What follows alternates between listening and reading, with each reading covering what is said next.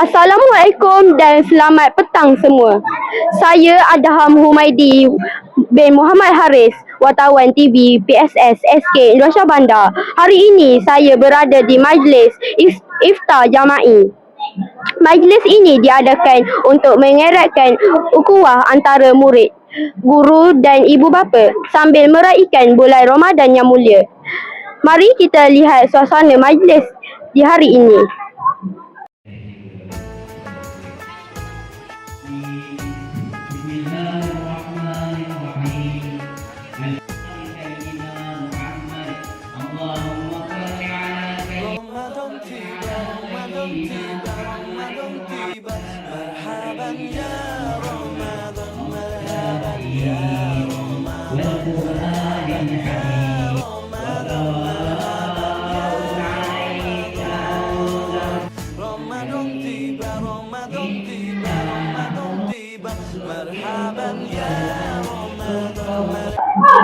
Assalamualaikum cikgu.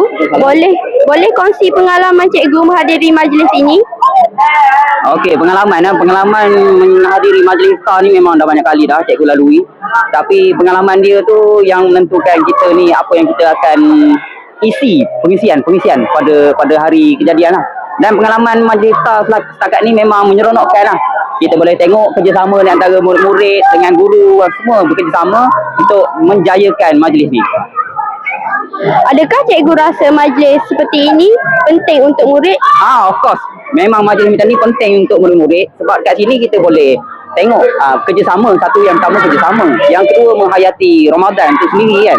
Bila kita dapat merasai pengalaman berbuka bersama-sama tu dapat menambahkan kita punya semangat untuk mengharungi bulan Ramadan ni. Okay. Terima kasih cikgu.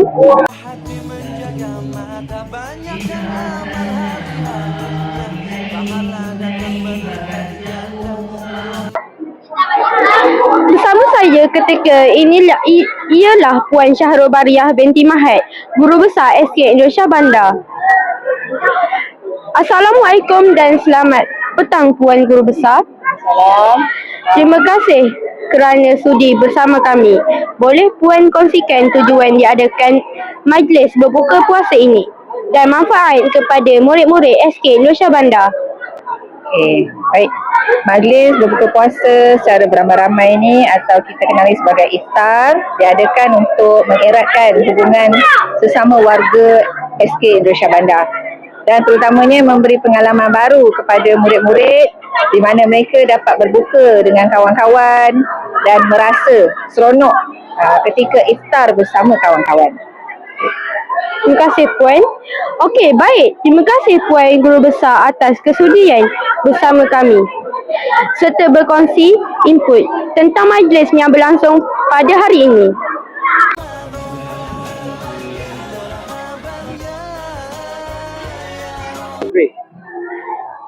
Itulah suasana majlis berbuka puasa di SK Indonesia Bandar. Majlis ini bukan sahaja memberi peluang untuk murid-murid menikmati juadah berbuka, tetapi juga mengeratkan ukhuwah antara warga sekolah. Dari saya, Adham Humaidi bin Muhammad Haris, wartawan TV PSS SK Indonesia Bandar.